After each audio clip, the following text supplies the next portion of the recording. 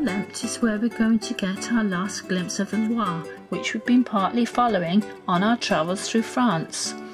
Lempt is one of the most beautiful villages in France. Its fortress is perched on the top of a volcanic rock around which the Loire flows.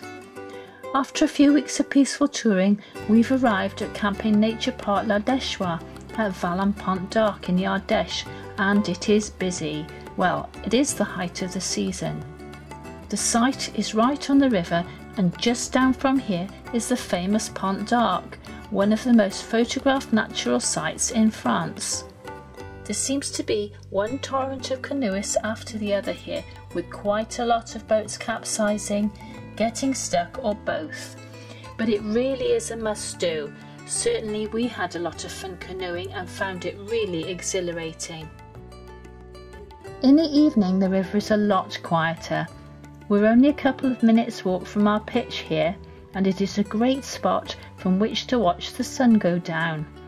The campsite is very popular and well maintained and has entertainment, but it's the river most people come for. This is Bar-la-Zouch, about 19 kilometres from Camping Nature Park L'Ardèchois.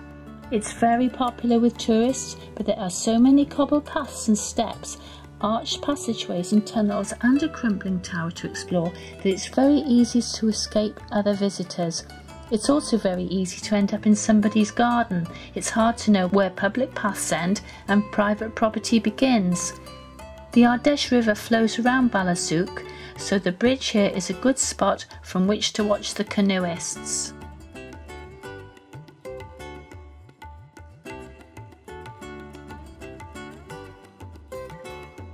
And this is La Baume, another quaint and characterful village with lots of alleyways and tiny streets. And now for the quintessential French scene, Pétanque in the village square.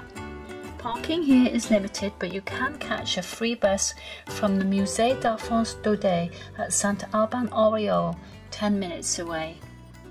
We're on our way now to our next site at Lac Marandon and have come through dramatic scenery over the Col de l'Escrinet towards Privas and down to the wide River Rhône here at Le Poussin.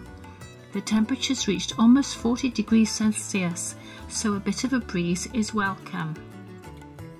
Now it's dinner time at our campsite, Flower Lac du Marandon, near Saint-Romain, alongside a small lake. We've come to Pont-en-Royan to see the suspended houses for which it is famous. Some of the wooden balconies of these higgledy-piggledy houses teeter over the River Bourne, and they look just a bit precarious. Now, if you want to see precarious, look at this. Pont-en-Royan is also a popular spot for tightrope walking, though we waited for what seemed like ages for this chap to get a grip. Local guidebooks suggest careful driving up the Gorge de Born towards the Vercors Mountains, and here we are by the waterfall at the Grotte de Charanche. These mountains are magnificent, if a little bit scary in parts if you don't like heights. This is the Gorge du Nat à Cognan-les-Gorges and the River Isère near Vinay.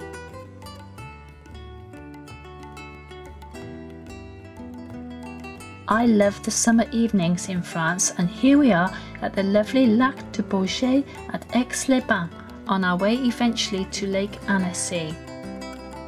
And now we're on the Pont de l'Abîme over Le Chéron. We love going over bridges in Rowley, our motorhome, but here we're going to let another van take the limelight. We're only about 25 kilometres from Annecy here, and there's a large car park alongside the bridge which has made the perfect lunch stop. When Lake Annecy comes into view, it's a real wow moment. Apparently when Emperor Napoleon III first saw Lake Annecy, he said much the same. Our site is Camping Europa at Saint-Jean-Royal, where you can easily get a bus into town or cycle the 9 kilometres along the path beside the site. It's a short walk down to the lake from the campsite, and I have to admit that we were rather sad to leave Lake Annecy. It was one of our favourite places on our whole trip.